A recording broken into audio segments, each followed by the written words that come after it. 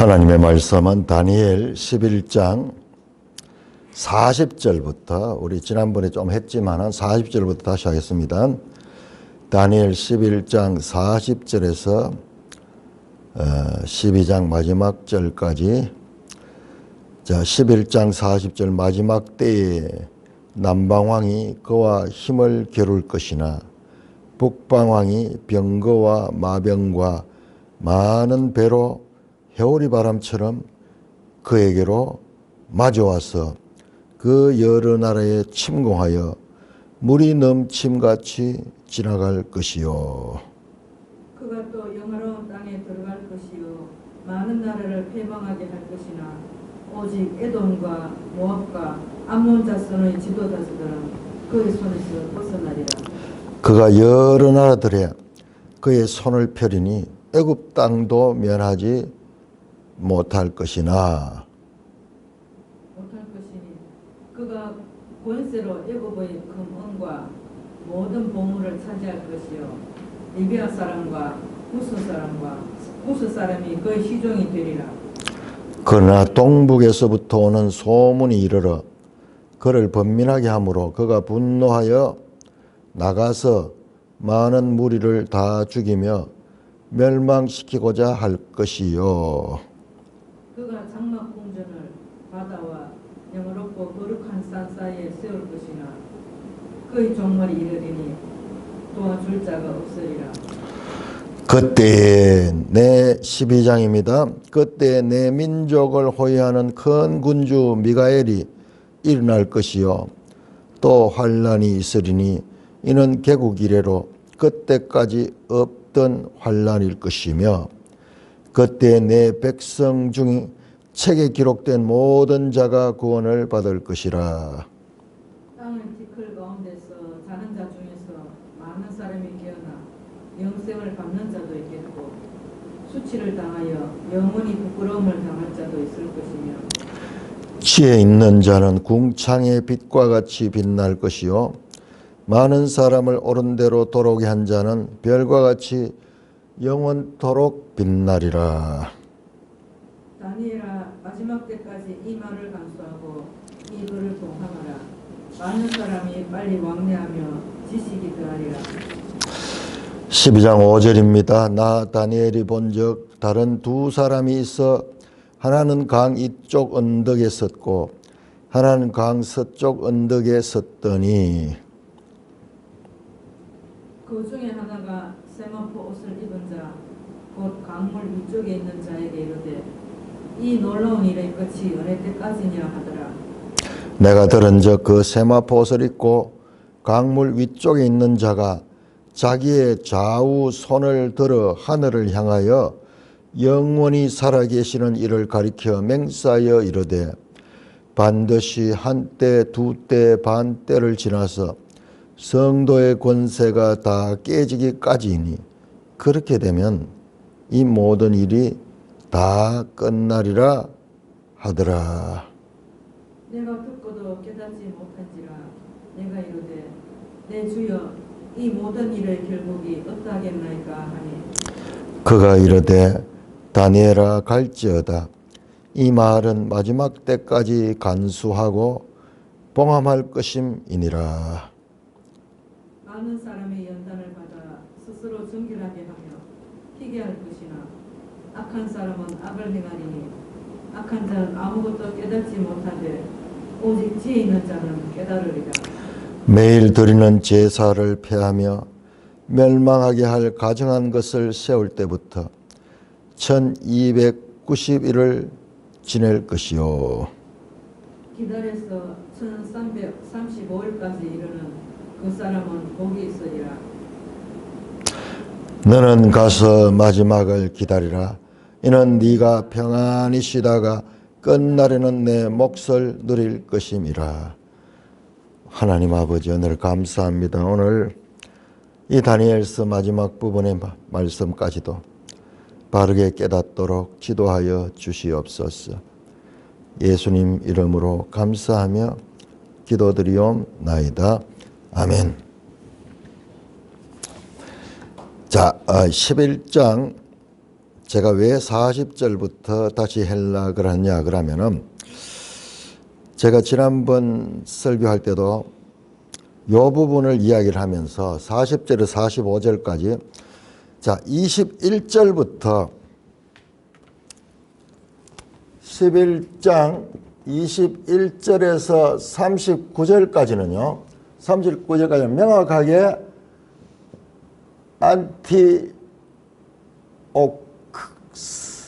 안티오커스 4세에 관한 정확한 역사적 기록과 일치합니다. 39절까지는 21절에서 39절까지는 그의 출발부터 해서 하는 행동이나 모든 것들이 정확하게 안티오쿠스 에피파네스 즉 안티오쿠스 4세와 일치합니다. 그런데 이제 40절부터 45절은 좀 문제의 단락이에요. 이것을 안티오쿠스에다 바로 적용하게 되면은 이게 맞지 않는 게 많이 있어요. 그렇지만은 우리가 앞에서 뭐 남방한 복음 사후서니까 계속 연결시켜 가지고 그냥 전부 다 안티오쿠스 4세에 관한 것이다. 그렇게 통상적으로 많이 넘어가는데 이게 그렇게 넘어갈 문제가 여기에 아주 중요한 내용들이 담겨 있습니다. 자, 마지막 때에 나오죠. 때가 달라지죠. 이거 그러니까 이 마지막 때는 왕이 종말할 때 안티오쿠스 4세의 종말할 때로 이제 해석을 해가지고 같이 연결시키는데 사실상 내용상으로 맞지 않아요. 그래서 제가 그렇게 이야기를 했습니다. 요 단락은 내용들이 이사야서의 문법적 연관성이 많다. 특별히 이사야 37장에 나오는 그 아수르 왕에 관한 기사와 밀접한 연관을 가지고 있다. 그렇게 말씀했습니다. 다시 한번 찾아볼까요? 자, 이사야 37장.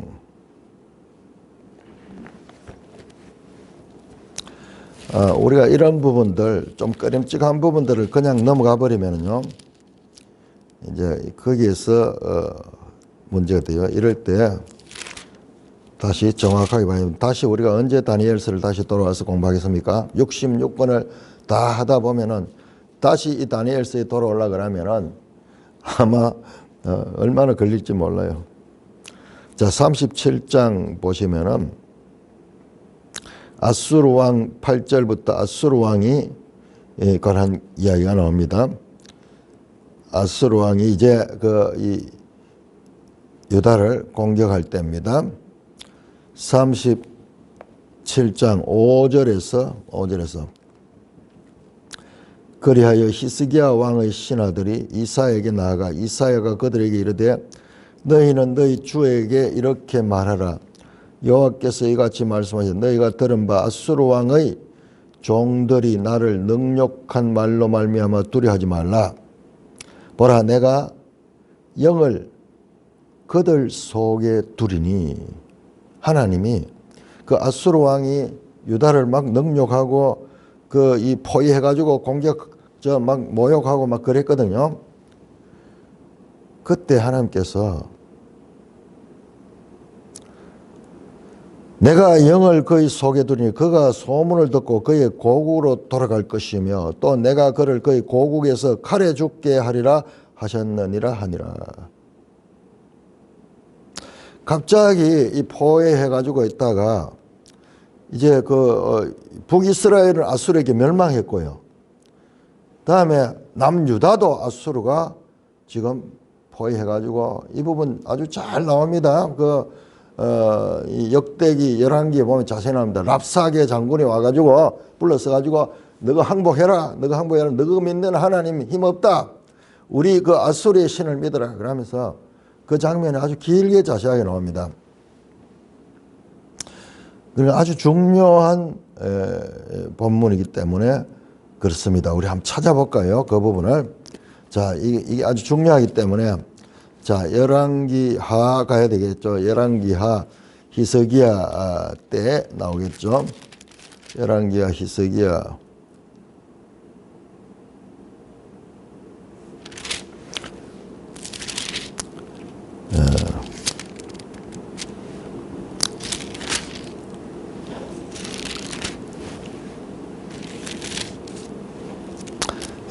이게는요.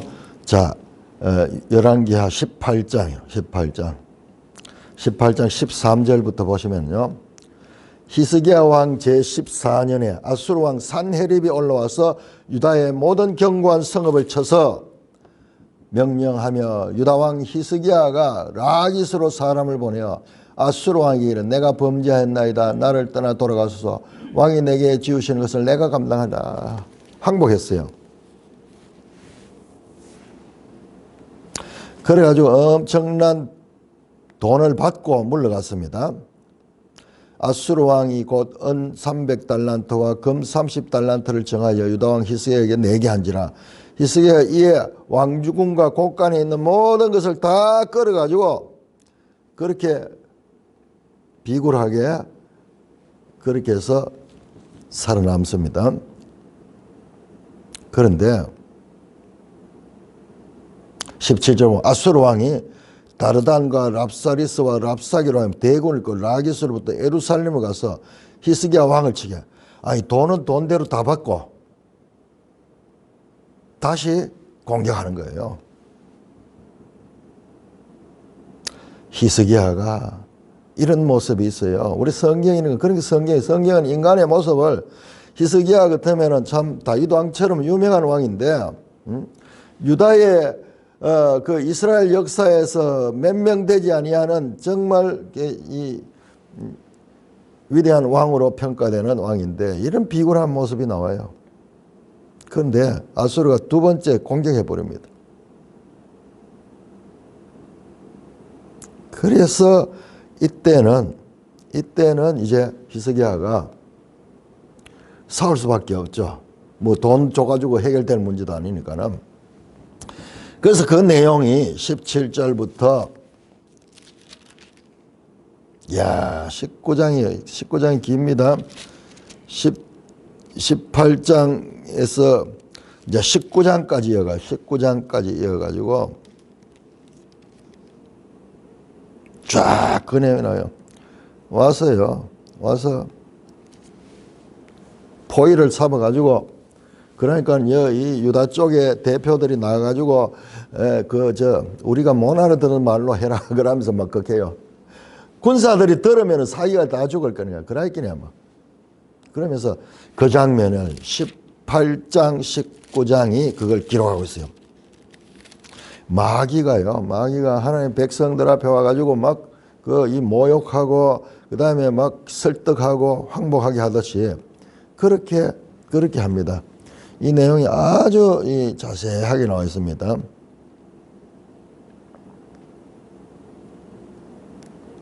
몇 차례 그랬어. 몇 차례.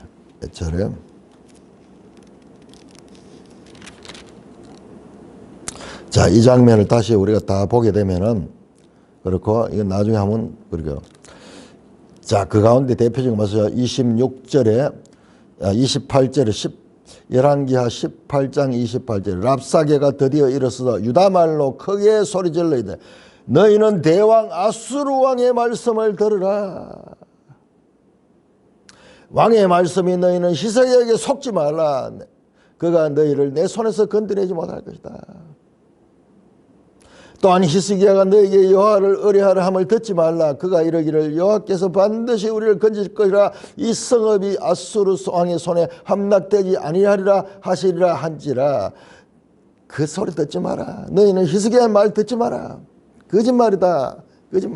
그러면서요 돌아서 가지고 막 포위를 해가지고 그렇게 모욕하고 그야말로 이 왕의 자존심을 완전히 무너뜨리는. 그래서 북이스라엘이 BC 722년에 멸망했듯이 이게 이제 그 사건이 있고 바로 이었어요. 아마 북이스라엘을 멸망시킨 왕이 이게 산헤립일 수도 있어요. 자, 우리 한번 성경 지도 아수르 한번 볼까요?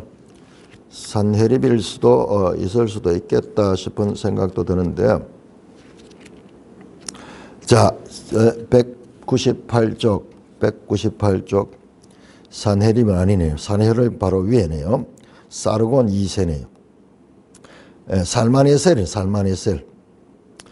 자, 지도책 198쪽 신아수르 제국의 왕들 가운데서 자, 722년에 제위했던 사람이 두 사람인데 살마네셀 5세가 죽고 사르곤 2세가 받았네요. 그러니까 북이스라엘을 멸망시킨 왕은 살마네셀이에요. 살마네셀. 그로부터 한 10년이 지나가지고 10년 한 15년 정도 지나가지고 산헤립이 지금 바벨론을 산헤립이 유다를 공격하는 거예요. 유다. 그래서 보세요. 이 사건이 BC 701년이네요. BC 701년 유다를 공격하여 46개 유다 성읍을 파괴하고 예루살렘을 포위하고 공격해서는 함락에는 실패했다. 이 사건이에요. 여기 함락에서 왜 실패했는가? 그 이유가 아주 중요하게 나타나는 거예요. 왜 함락에 실패했는가? 이렇게 다 이기고 포위까지 해가지고 그렇게 쩌르다가 어떻게 해서 실패했는가? 하나님께서 말씀하셨잖아요. 하나님께서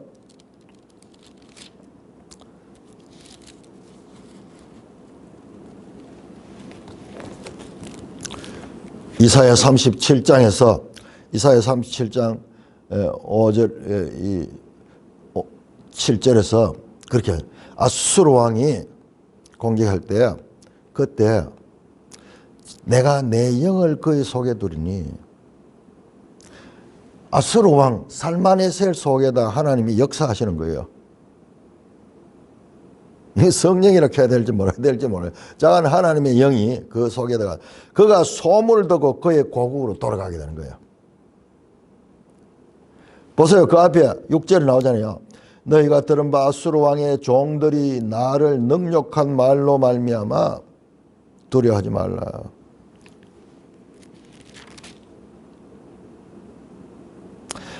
이사야 36장에도 그 사건이 같이 나오네. 자, 다시 한번 보세요. 자, 이 사건이 얼마나 중요한지 그러면은 이사야 36장에도 갑자기 이 이사야서가 선지서가 됐다가 역사서가 되거든요. 이 36장부터 39장까지가 39장 그렇네. 39장까지네요. 39장까지가 갑자기 선지서가 역사서가 나오는데 어느 역사가 나오느냐? 바로 열왕기의 히스기야 시대부터 히스기야 시대에 관한 역사만 나오는 거예요. 그 배경이 뭐냐? 아수르가 히스기야를 지금 점령하려고 포로잡았던 방금 읽었던 열왕기 하 18장 그 내용이 나오고 이 내용이 역대하 32장에도 또 나옵니다. 이게. 그러면서 이 사건이 아주 중요한 사건이에요. 결과적으로 어떻게 됐느냐 그러면은 이 하나님 말씀대로 갑자기 하나님의 영이 그의 속에 였어가지고 그가 소문을 듣고 그의 고국으로 돌아갔다 그러죠.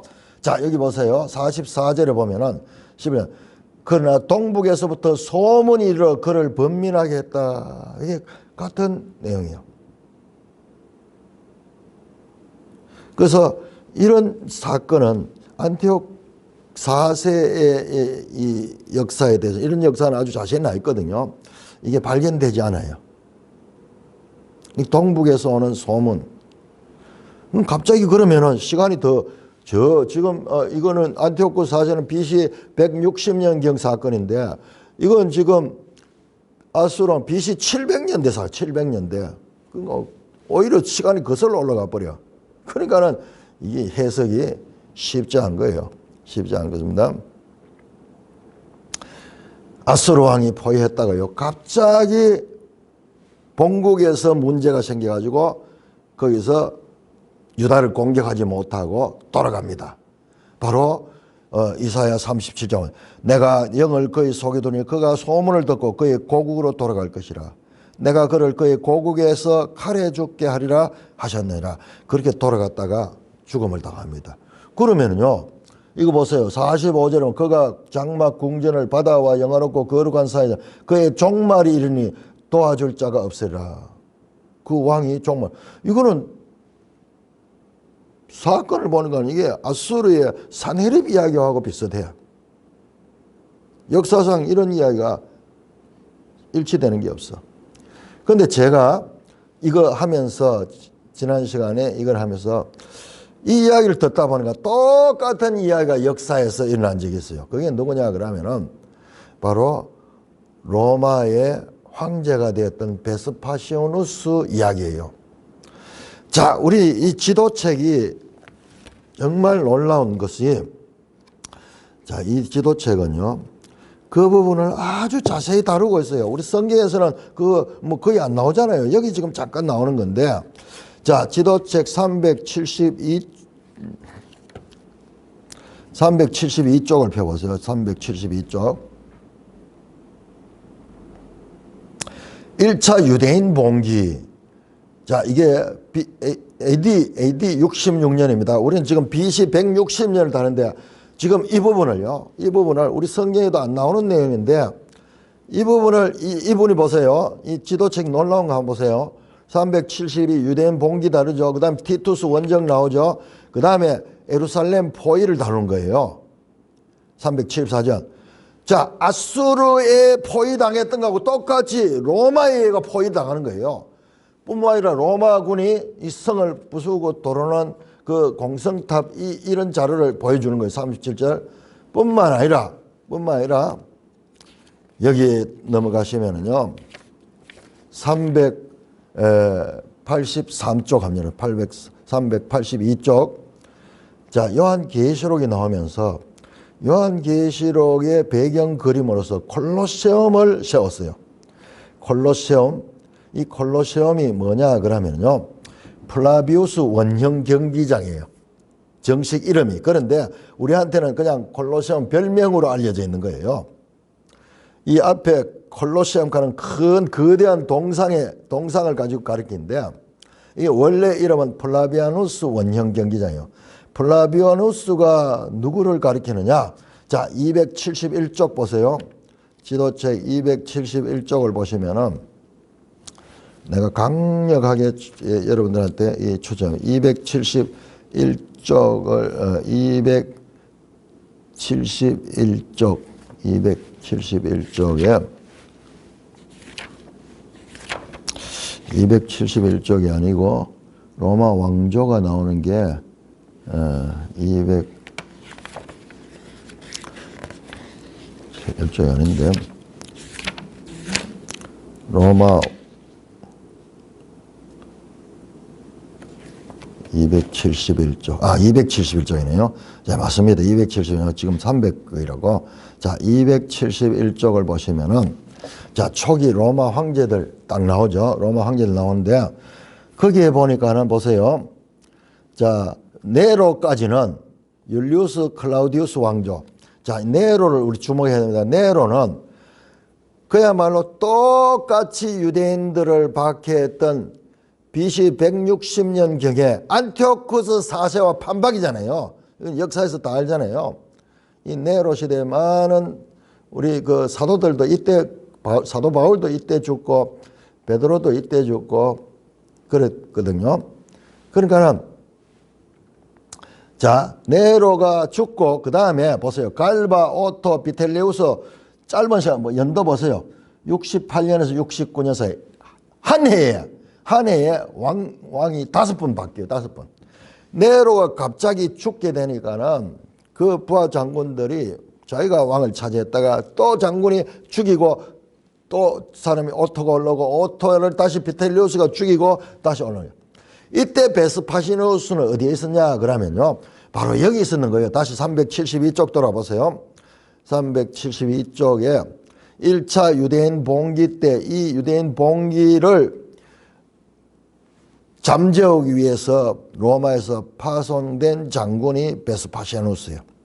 거기 법례 보세요. 법례 보면 AD 67년 베스파시아누스에 출정되어 있죠.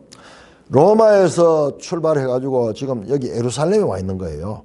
예루살렘에 와 있는 거예요. 그래서 여기 보시면은 예루살렘이 이제 반역이 일어났으니까 로마의 힘 있는 장군이 가가지고 이걸 제압하려고 완전히 이제 멸망시키려고 갔다가 바로 이 소식을 들었는 거예요. 네로가 갑자기 죽어버리는 거예요. 그러면서 지금 본국에는 혼란에 쌓여 있는 거예요. 그런데 베스파시아누스가요, 아주 영향력 있는 인물이었거든요. 그러니까는 예루살렘 함락을 눈앞에 두고 포위를 풀고 군사를 끌고 다시 본국으로 돌아가는 거예요. 자, 이때 유대인들의 입장을 한번 생각해 보세요. 이때 유대인들이 어땠을까? 이때 유대인들이 봉기 일으킨 사람이 누구냐 하면 바라바와 같은 그런 사람, 열심당들. 그러니까는 우리가 이걸 잘 알아야 되는 것이 BC 160경에 일어났던 마카비 혁명에서 독립운동을 일으켰던 그 사람들과 똑같이 그러면서 그 사람은 승리했잖아요. 그러니까는 그 이후에 로마가 들어와 가지고 다시 그 모든 게 끝나버렸거든요. 그러니까 유대인들 가운데는 마카비의 저 독립운동 같은 그런 것을 우리가 해야 되겠다는 그런 사상이 꿈틀거리고 있는 거예요. 아무리 강한 군대라도 그리스의 그 강한 군대도 게릴라전을 써가지고 결사항전해가지고 우리가 그들을 쫓아냈다. 그러니까는 우리도 로마에 대해서도 할 수 있다. 이런 생각을 가지고 그러니까는 그 소위 열심당 마카비 같은 그런 무력 폭력을 통해 가지고 이 상대를 제압하고자 하는 그런 운동을 하는 사람들이 계속 있었는 거예요. 그러니까 바라바 같은 사람이 대표적이고 예수님의 십자가에 두 강도가 달려 있었죠. 여러분 강도가 얼마나 심하면 사형을 시키겠어요. 그것도 십자가에 시키죠. 강도하는 건 물건을 훔친 거잖아요. 그들이 강도가 아니고 그들이 바로 반역군들이에요.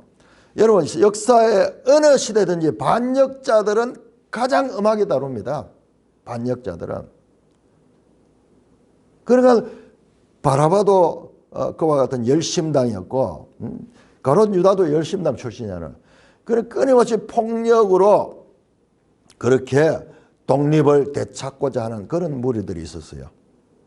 이게 이제 마카비 때 승리를 맛봤기 때문에 이제 계속 그래요. 그러니까 지금 1차 유대인 봉기가 이 60몇 년, 지금 예수님은 돌아가신 지 오래됐죠. 한 30년 전에 돌아가셨는데 그때 계속 봉기가 일어나는 거예요. 1차 봉기. 그때 이 사람들이 어떻게 했어요? 결사항전하면서 예루살렘을 포위하는 그 적과 싸우고 있는데 갑자기 적들이 포위를 풀고 도망가는 거예요. 자기들이 봤을 때 본국으로 동북에서 오는 소문을 듣고 이 베스파시안이 동북 딱 정확하게 이 북쪽이네. 북쪽이고 자간 이 소문을 듣고 과거 고대 시대에 이 소문을 로마 시대에 이제 아직 뭐 왕의 대루를 닦고 뭐 이럴 때겠죠. 이럴 때 자간 본국의 소문을 듣는데 여러분 요즘 같이 무슨 카톡이 되나 전화가 되나 소문을 들으려고 하면요. 직접 전령이 와서 이야기를 해야 돼요. 그럼 급하게 전령이 아마 배 타고 왔겠죠. 배 타고 와가지고 본국의 상황을 알려줬는 거예요. 베스파시아누스에게. 이 사건이 아주 중요하기 때문에 이 지도는요. 이걸 자세하게 지금 뒤에까지도 내나오고 있는데요. 그래서 갑자기 포위를 풀고 돌아가는 거예요. 그러니까 유대인들은 할렐루야 하면서 마카비 승리를 했듯이 우리가 승리했다. 그런 생각을 가지게 되는 거예요. 하나님이 또 오셨다. 하나님이 또 오셨다. 그런 생각 가질만도 하잖아요. 그 8만 명의 군대인가 뭐 그렇게 왔어요. 정예 로마의 군대가. 그 8만 명이 막 쫙 포위를 해가지고 성을 그렇게 했을 때 그 공포심이 얼마나 가요. 죽으면 죽으리라 그러면서 자 거기에 지도를 보시면은 계속 이 베스파시아누스가 자 제일 위에 보세요. 두로에 도착했죠. 저 배로 안 오고 절로 왔네요. 육로로 올라왔네요. 육로로 들어왔네요.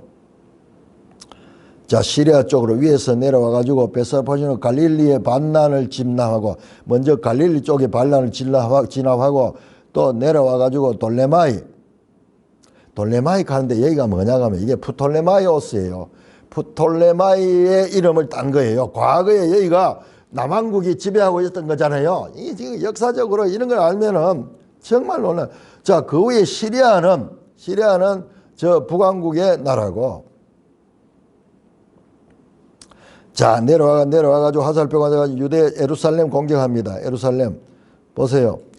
로마에 대한 반란이 시작됐다. 66년 베스파시누스가 베레아 지방을 점령하고 그러면서 베스파시누스가 여러 도시를 점령했네. 이제 마지막 예루살렘을 점령하고 있다가 항구도 점령하고 완전히 이제 꼼짝하지 말고 예루살렘이 이제 점령되고 유다가 망하게 됐는데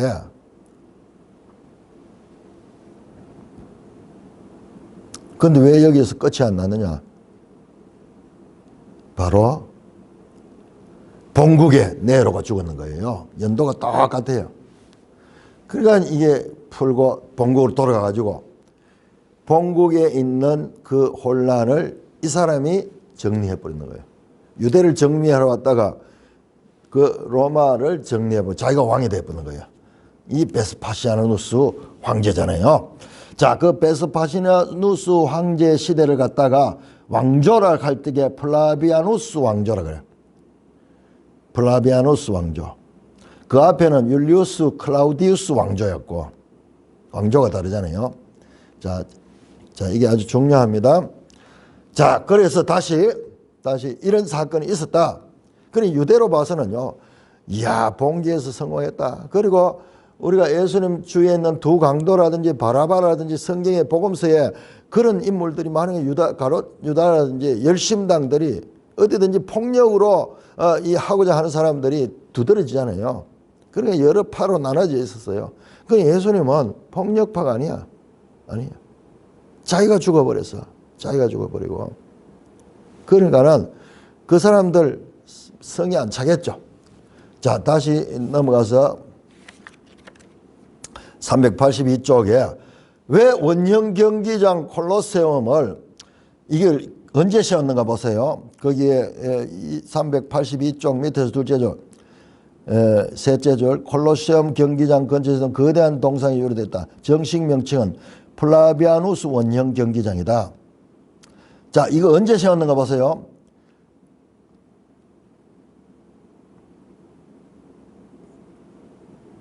죽음의 경기장인 콜로세움에서 기독교인들이 사자굴에 던져졌다. 콜로세움을 건설하는데 10년이 걸렸고 AD 80년에 완공됐다. AD 80년은요. 바로 이 요한계시록을 쓰기 바로 직전이에요. 그런데 이걸 누가 세웠느냐? 거대한 동상이 유래된 정신명 플라비아누스 원형 경기장이다. 콜로세움 경기장 아래서 맹수, 검수자, 건제자, 기독교인들이 수용된 수많은 방이 있다. 그러면서 자, 오른쪽에 보시면 원형 경기장, 콜로세움 경기장이 나오죠. 1세기 후반이 지어졌다. 자, 이게 왜 그런가 하면은 자, 다시 386쪽을 보세요. 우리 성경에 안 나오는 내용인데 이 지도에서 이런 부분을 계속 다루고 있거든요. 386쪽 73년에서 135년 사이의 팔레사인. 예. 그 다음에 308절 바로코바의 반란. 다시 또 유다인 반란이 이런 거예요. 2차 유대인 봉기. 아까 있는 1차고. 그리고 어떻게 되느냐 하면 그리고는 완전히 유대에서 이스라엘 사람들은 예루살렘을 비롯한 이 유대 지역에서 쫓겨납니다. 전 세계로 쫓겨납니다. 하드리아누스 황제 때 AD 117년에서 138년 이때의 하드리아누스 황제는 똑같이 안티오쿠스 에피파네스하고 똑같은 짓 했네요. 성전에다가 예루살렘 성전에다가 주피터 신전을 건축하고 할례를 금지시키고 그리고 그 도시 이름을 로마식으로 바꿨어요. 예루살렘에다 콜로니아 아일리아 카피톨리나라는 이름으로 바꿔버리고 여기다가 주피터 신전을 세웠어요. 주피터가 로마 헬라의 제우스예요. 제우스. 똑같이 제우스 신전 세웠듯이, 제우스 신상 세웠듯이 신전을 세우고, 그리고 이 지역에는 유대인 출입 금지 지역입니다. 아부월 9월 이 비극적인 일이 발생하고 110만 명이 넘는 유대인들이 살육을 당하고 이 본국에서 쫓겨났습니다. 그래서 바로 유대인 디아스포라가 지금 이때 생겼나요? 이때 전 세상으로 터지고, 그리고 이 책은요 바로 그 다음에 기독교의 팽창을 하면서 짠 다시 이 지중해 인근의 전 역사를 지금 펼쳐주고 있는 것이에요. 있는 것입니다. 이게 지금 우리 성경에 안 나오는 이 사건들이 중요하기 때문에, 그럼 내가 지금 이 이야기를 하는 것은 바로 이 사건이 다니엘 이 11장 40절에서 45절 속에 숨어 있지 않는가 하는 이야기예요.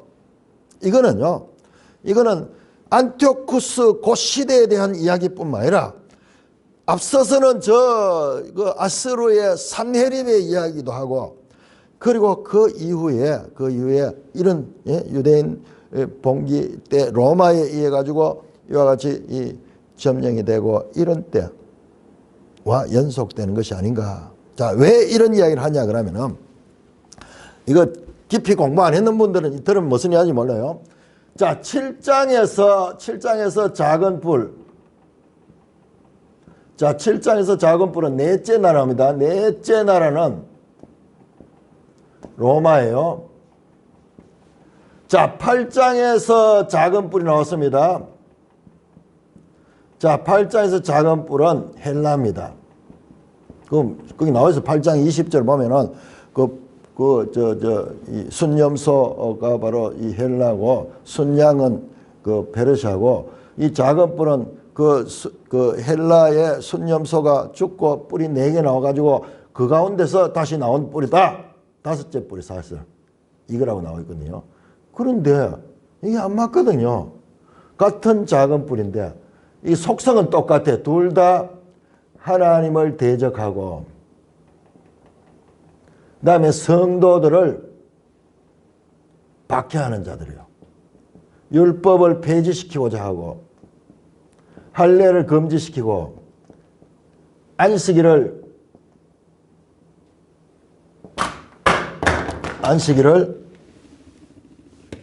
폐지하고자 하고. 자, 이와 같은 역할인데, 그리고 하나님의 백성과 하나님의 성전을 또 더럽히고, 또는 성전을 회파하고. 이야, 9장이었어요. 제가 이게 아직 정리가 덜 됐는데, 자, 9장 한번 보세요. 내가 이거 할 때 이 기억이 나네요. 자, 9장에 보시면은, 9장 26절에 보시면은요. 애순 두 일회 후에 기름 부은 자가 끊어져 없어질 것이며, 장차 한 왕의 백성이 와서 그 성읍과 성소를 무너뜨리려니와 그의 마지막은 홍수에 휩쓸림 같을 것이다. 이거 보세요. 홍수에 휩쓸린다 그랬죠. 다시 11장 한번 들어왔어요. 물이 넘침같이 지나간다. 40절에 11장 40절에요. 이 비슷해요. 자, 그런데 내가 이걸 하면서 어떻게 했냐. 성읍과 성소를 무너뜨리려니 그랬거든요. 이때 이게 무너뜨린 게 아니고 더럽힌다 그랬거든요. 더럽힌다. 이게 같은 단어 속에 뭐 파괴하다, 더럽히다 이런 의미가 같이 있다 그랬죠. 그런데 무너뜨리는 것을, 이거를 이제 안티오코스 에피파네스에다 적용시키면은 무너뜨리지 않았어요. 안티오코스는 그냥 더럽혔어요. 무너뜨린 사람은 누구냐 그러면은 이게 로마의 티투스예요. 티투스. 베스파니아누스가 황제가 되고 그 아들 티투스 장군을 보내가지고 AD 70년에 무너뜨렸거든요. 예루살렘 성전을 다 무너뜨리고 그렇게 점령했거든요. 그러니까 이게 무너뜨리는 거로 하면은 맞지 않고, 이제 더럽힌 거로 하면은 안티오코스에 맞고, 그 다음에 무너뜨린 거 하면은 티투스에 맞는 거예요. 그래서 이 해석이 복잡해요. 어떤 사람은 안티오쿠스로 그렇게 보고 어떤 사람은 이 티투스로 보고 그렇게 하는 거예요. 자, 그런데 여기서 이 본문이 정말 난해 본문이거든요. 그런데 여기에서 이 두 가지가 다 적용될 수 있는 그런 여지를 아직까지 정확하게 다 설명할 수 없습니다. 그런데 베스파니아누스 황제가 유대를 포위했다가 떠나갔을 때 이 유대인들이요, 마카비 시대에 기적이 일어났다 그러면서 기뻐했겠죠. 그런데 2년 후에 티투스가 와서 완전히 박살내버려요. 자, 그래서 지금 이 44절에 나오는 이 세력이요, 이 북방하고 나오는 이 세력이 막 물밀듯이 가다가 그렇게 강력한 힘을 가지거든요. 그러나 사실상 안티오쿠스 에피파네스는요, 이제 말기예요, 말기. 이때부터 급속하게 그리스가 힘이 빠져가고 로마가 힘이 등장. 앞에서도 봤잖아요. 안티오쿠스 3세도 로마에 의해 가지고 저지당하고 엄청난 피해를 받고, 안티오쿠스 4세도 애국까지 쳐들어갔다가 로마의 장군에 의해 가지고 다시 쫓겨났잖아요. 쫓겨나면서. 그러면서 이제 되면서 그 이후로 그 이 헬라는 점점 몰락하고 로마가 이제 등장하는 것이더래요. 그러니까 앞에서도 그 기띔 배들이 나왔잖아요. 그 사건하고 그 이제 로마가 들어오고 그리스가 물러가는 이 겹쳐지는 그 사건이에요. 안티오쿠스 3세, 안티오쿠스 4세 때 이미 이제 세계사의 패권에서 이와 같은 그 세력 체인지가 일어나는 그것이 언뜻 나오는 거예요. 자, 그렇다면은 이것이 이제 로마 시대로도 볼 수가 있을 것이다. 왜 그러냐 그러면요, 종말론에 관한 누가복음 19장 그리고 마태복음 24장에 가시면은 예수님께서 계속 이때하고 연결되는 말씀을 하셔요. 말씀하셔요. 자, 그리고 동시에 거기서 예수 재림에 관한 말씀도 하셔요. 그러니까 해석이 정말 어려워요. 지나친 미래주의자들은 이거 모든 걸 갖다가 재림의 때로 자꾸 끌어맞추니까는 해석하는 데서 가지고 너무 종말론만 강조가 되고 있고, 또 이 문자적이고 그리고 역사적인 이런 것을 강조하는 사람들은 이걸 1세기의 그 사건, 바로 이 로마 사건, 이거로만 적용시키려고 그러니까는 그때 하늘에 구름을 타고 예수님이 오시는 이야기가 나오거든요. 그러면 그건 뭐냐? 재림을 가리키는 그건 분명하거든요. 아, 그거는 뭐 좀 상징적 이런 식으로 되면서 이 해석이 복잡한데요. 지금 이 본문을 자세히 보세요. 이 본문을 보시면은 바로 12장에 들어가면 예수님이 재림이 나오잖아요. 왜 어디에 나오느냐? 2절에 보니까 땅의 티끌 가운데 자는 자 중에 많은 사람이 부활하잖아요. 예수님이 재림하셔서 이 부활이 일어나거든요. 말이나. 그러니까는 지금 형식장으로 다니엘서에도 과거 아수르 왕의 시대의 이야기, 그리고 안티오쿠스의 이야기, 그리고 로마 시대의 그 이 베스파시아누스 이야기, 티투스 이야기, 이게 혼재되어 있고, 그 다음에 재림에 관한 이야기가 지금 요 짧은 문장 안에 있는 거예요. 짧은 문장. 그래서 예수님의 이야기 속에도 거기 있어요. 그리고 유대 전쟁과 그 다음에 마카비 전쟁이 시간적으로는 약 200년 이상의 간격이 있어요. 간격이 있는데, 그런데 이 둘 다 아주 공통점이 많아요. 폭력을 통해 가지고 그 지배 세력을 물리치고, 그 다음에 다시 나라를 되찾겠다는 이 폭력 운동이에요. 폭력 운동. 그리고요, 이 로마에 의해서 이 멸망됐잖아요. 여기는 성공했지만 여기는 실패했거든요. 그런데 이 성공은 이게 구속사적인 성공이 아닙니다.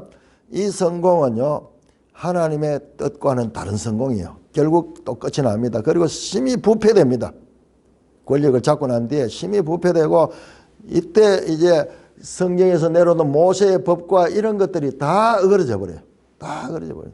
예를 들어 가지고 아론의 이 후손들이 제사장직을 이어가고 다윗의 후손이 왕직을 이어가는 이런 거는 하나의 이 하나님의 역사의 아주 그 핵심 사상이에요. 이게 다 무너져 버려요. 그리고 막 일반인들도 성직을 사가지고 되고 이때 부패를 말할 수 없어요. 이때 부패. 그리고 신약의 배경은 이 사람들이 지금 신약의 배경이 되는 거예요. 그 바리새인도 나오고 사두개인도 나오고 열심당도 나오고 이러면서 이 혼란한 이 시대예요. 그러니까는 심히 헬라화되어 가지고 그 신앙이 혼란스러운 시대에 예수님이 이 땅에 왔는 거예요. 그때가 로마 시대잖아요. 자, 7장에 넷째 나라에서 작은 뿔이 나왔는가. 그 다음에 8장에 셋째 나라에서 작은 뿔. 이게 둘이를 같이 이야기하고 있는 같이. 그게 헷갈리죠. 그런데 여기에서도 지금 같이 이야기하는 걸 보게 되면은 원래 이렇게 말씀하고 있는 거로 성경이 그렇게 말씀하는 거는. 자, 그러면은 여기에 나오는 이것도 넷째 작은 뿔과 연결시켜서 해석할 적에 이게 방금 이야기한 동북에서 소문이 일어 그를 보면 그가 나가게 되는 떠나게 되는 그 사건과도 연관이 있을 것 같다. 그러나 좀 더 깊이 이 연구를 해야 되는데 한 가지 분명한 거는 지금 여기에서 해결되지 않았던 문제가 여기 와서 그리고 이 지도에 의하면은 우리 성경에 안 나오는 이 부분 예루살렘 파괴 부분을 자세히 다루고 있는 이런 부분과 이렇게 보면은요 연관성이 있을 수가 있다 하는 그런 암시를 받고 있습니다. 자, 여기 그렇게 하고 내가 이거 설교하면서도 그렇게 얘기했습니다. 이거는 꼭 안티오쿠스 4세 시대만 아니라 교만에 사로잡힌 그와 같은 이 세상적인 세력들, 하나님을 대적하는 세력들이 하나의 전형이다. 그러니까 네로하고 똑같아요. 네로 똑같아요. 네로 얼마나 악행을 그 다음에 도미티안 황제, 로마 황제 도미티안, 바로 요한계시록 쓸 때인데 마카비 시대와 똑같이 이렇게 고통스러운 시대였어요. 그때 요한계시록 쓰는 거예요. 이야, 마카비 시대를 다니엘서가 미리 기록하고 있고 이러면서 이 두 개가 짝을 이루고 있는 이 놀라운 이 성경의 구조를 우리가 얼핏 지금 암시를 받습니다. 엄청난 이야기예요. 자, 이런 건 역사 가운데서 레닌이나 스탈린이나 김일성이 같은 계속 이 적그리스도 인물들을 통해서도 반복되는, 그러나 그의 끝은 어떻게 되느냐. 45절 그가 장막 궁전을 바다와 영화롭고 거룩한 산사에 세울지니라. 그의 종말이니 그걸 도와줄 자가 없으리라. 끝이 나는 거죠. 자, 그때에 내 민족을 호위하는 큰 군주 미가엘이 날 것이요.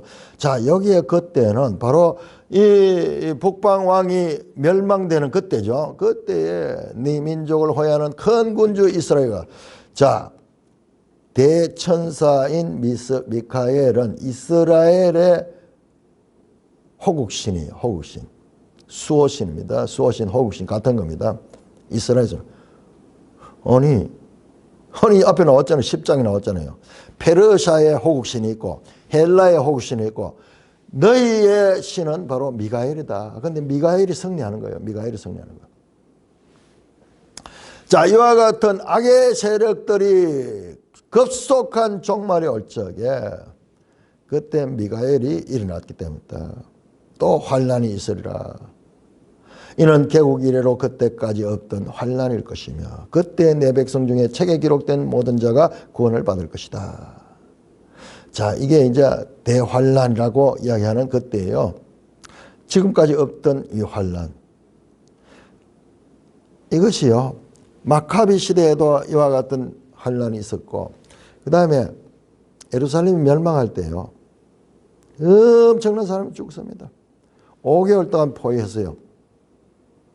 그러면서 엄청난 어려움들이 있었고, 그 다음에요, 2차 유대 전쟁 때 아가나조 바로 호코바 2차 유대전쟁에 결사항전했습니다.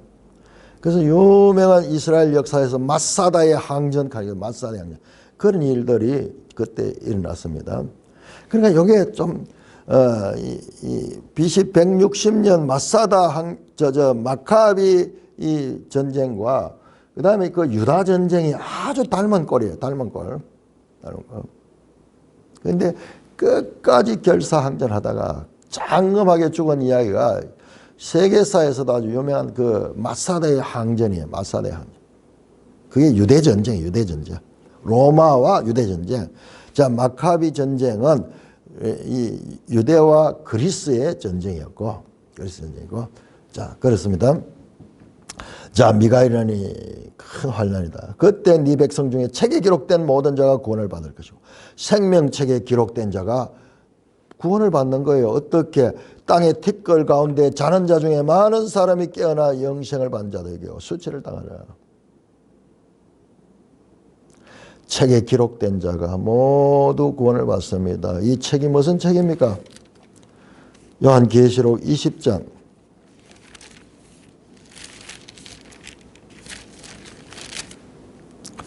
요한계시록 20장에 보니까는 15절에 누구든지 생명책에 기록되지 못한 자는 불못에 던지다. 반대로 생명책에 기록된 자들은 부활해서 살아나요. 부활해서 살아나요. 많은 사람이 깨어나 영생을 받는 자도 있겠고, 수치를 당해서 영원히 부끄러움을 당할 자도 있다. 예수님께서 그 제자들이 나와가지고 막 귀신을 쫓아내고 이러니까는 놀래가지고 돌아오니까 예수님이 그 제자들에게 너희가 귀신 나간 것으로 기뻐하느냐? 이보다 더 큰 기분, 너희 이름이 생명책에 기록된 것으로 인하여 기뻐하라. 그 말씀을 했던 그 생명책에 기록된 자들이 깨어가 영생의 부활을 이루겠습니다. 또한 무리는 깨어나는데 영원히 부끄러움을 당할 심판의 둘째 사망의 해를 당하게 될 그런 부끄러운 가정한 부활이 있습니다. 자, 이와 같은데 지혜 있는 자는 궁창의 별과 같이 빛날 것이고, 많은 사람을 옳은 대로 도리 한 자는 별과 같이 영원토록 빛나리라. 다니엘아, 마지막 때까지 이 말씀을 간수하고 이 글을 봉함하라. 많은 사람이 왕래하며 지식이 따르리라. 자, 여기서 등장하는 게 바로 지혜 있는 자, 많은 사람을 옳은 대로 돌아온 자예요. 여기가 바로 11장에서도 여기가 핵심이에요. 11장 32절에서 35절에 나왔던 하나님을 아는 백성, 그리고 지혜로운 자, 많은 사람을 하나님의 말씀을 가르치는 그 백성. 자, 이를 갖다가 사카르, 지혜로운 자라고 통일합시다. 지혜로운 자. 지혜로운 자와 모든 지혜의 근원이 뭐예요? 지혜가 하나님의 말씀이잖아. 하나님의 말씀이야. 하나님을 아는 백성. 하나님을 아는 백성을 세우는 거예요. 하나님을 아는 백성.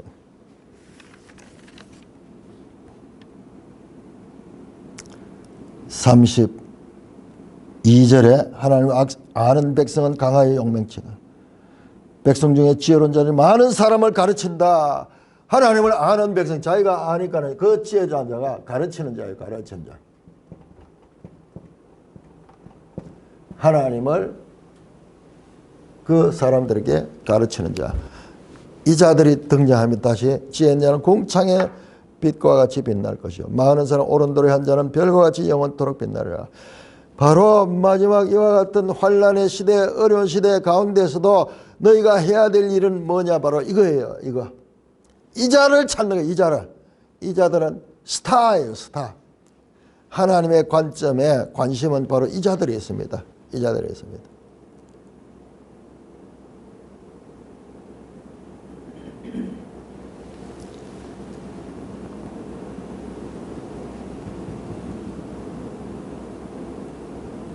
땅의 티끌 가운데서 자는 자 중에 많은 사람이 죽은 지 오래돼 가지고요. 티끌로 돌아가 버려요. 다 우리 몸이. 그런데 그것이 다시 에스겔 37장에 마른 뼈가 살아나듯이 그 티끌들이 살아나서 부활에 이르게 되는 것입니다. 그런데 우리가요, 지금 이게 다니엘서잖아요. 지금 예수님 오시기 전이고 부활에 관한 명확한 가르침도 없을 때예요. 이 성경에서요, 구약 성경에서 부활에 관한 이 말씀은 거의 없습니다. 이사야 26장에 어렴풋이 나오고 욥기 같은데 어렴풋이 나와요. 그런데 여기 다시 어렴풋이. 그래, 구원 계시의 발전성, 구원 계시의 발전성. 점차적으로 이제 부활 신앙이 이렇게 등장이 되고, 제가 어제 읽어드렸던 마카비서에 보니까는 마카비서 안에 부활 신앙이 뚜렷하게 나타나요. 이 환란 시대에 너희는 내 몸을 죽일 수 있지만 너희들은 나는 영원한 생명으로 부활할 것이다. 이런 신앙들이 이때 많이 나타나게 되었던 것입니다. 자, 12장 5절부터 이걸 또 지금 오늘 하려고 그랬더니만은, 자, 요거는 내일로 미루도록 하겠습니다. 요거 좀 깊이 봐야 돼요. 자, 다시 한번 여기서 우리가 포인트 11절 보세요. 매일 드린 제사를 폐하고 멸망해야 할 가정한 것을 세울 때부터 또 나오죠. 멸망해야 할 가정한 것. 이게 예수님께서 이 종말 이야기하면서 늘 나오는 단어예요. 늘 나오는 단어예요. 그래서 한번 여기서 우리가 이 힌트를 가져야 힌트를 때, 자, 이 망하게 하는 가정하는 이것이 이와 같은 이 헬라 시대 안티오코스 시대와도 연관이 되어 있고, 그 다음에 예수님은 예루살렘 멸망과도 연결이 되어 있어요. 예수님은 그때를 맞춰가지고 이야기를 하고 있어요. 그러면서 이것이 또한 종말과도 또 연결이 되어 있어요. 그래서 이 종말론에 있어서 이 관점을 동시에 가지는 것이 중요하다. 왜? 다니엘서도 그렇게 지금 접근하고 있어요. 넷째 나라에서 나오는 작은 뿔과 셋째 나오는 작은 뿔을 지금 동일시하고 있는 게 보이고요. 그 다음에 그 뒤에도 전개되는 것도 이 두 개를 동일시하면서 이렇게 보면은 이게 풀어지는데, 그렇지 않으면은 하나만 가지고 하면은 반토면 해석이 되는데 반토면이 안 돼. 반토면이 안 돼. 아까 이야기했듯이 성전을 무너뜨린다 그러는데, 아니 안티오코스가 셋째 이거는 무너뜨린 적이 없거든요. 이게 무너뜨렸어. 그리고 이 예수님이 오셔서 일어나는 예루살렘 멸망은 그 AD 70년을 가리켜요. AD 70년. 이런 것과 그 다음에 예수 재림 때 일어나는 그와 같은 것들과 서로 연결이 되도록 성경 자체가 그렇게 됐다. 그런데 우리는 그런 식으로 포괄적으로 이해를 받아들일 수 없기 때문에, 우리는 한 단면 아니면 볼 수 없기 때문에 우리가 자꾸 한쪽을 강조하다 보니까는 어긋났는데, 성경을 하면 포커스 자체가 이렇게 여러 것을 동시에 보는 소위 이중예언, 다중예언의 그런 방법으로 다니엘서도 기록되어 있다. 11장 이 본문을 40절에서 45절을 봤을 적에 더욱더 그러한 생각이 들기도 합니다. 내가 이 동북에서 오는 소문이 그를 번민하게 한다. 이거를 지금 산헤립을 이야기하다가 갑자기 생각나는 게 역사에서 베스파니우스를 떠올렸거든요. 그런데 아까 나온 콜로세움이라는 이런 것들이 전부 다 베스파니우스 때 세워졌어요. 그러니까는 그 시대와, 그리고 티투스 개선문에 보면요, 예루살렘을 멸망시키고 돌아가는 그 로마 군인들의 모습들, 그게 티투스 개선문에 부조로 새겨져 있어요. 그 보면은 이 메노라 등잔 때 있잖아요. 그거 뭘 이거 가면 우리가 이 예루살렘을 이렇게 멸망시켰다. 나타내는 그 부조가 거기에 나타나 있어요. 그러므로 AD 70년을 전후한 로마 역사, 성경에는 거의 안 나옵니다. 안 나옵니다. 예수님의 예언 속에 슬쩍 나오지만 그 역사도 우리가 잘 알아야 되고, 그래서 이 지도책에는 그 역사와 관계는 유대전쟁을 끝까지 다루고 있는 거예요. 끝까지 다루고 있는 거예요. 그 이유가 있어요. 그게 아주 밀접한 성경을 이해하는데 중요하고, 특히 다니엘서와 그 다음에 종말론에 있어가지고 넷째 나라에 대해서 다루는 것이 암시되어 있기 때문에 이 책에서도 그것을 강조하고 있다. 그렇게 다시 한번 정리를 할 수가 있겠습니다. 찬송가 510장입니다.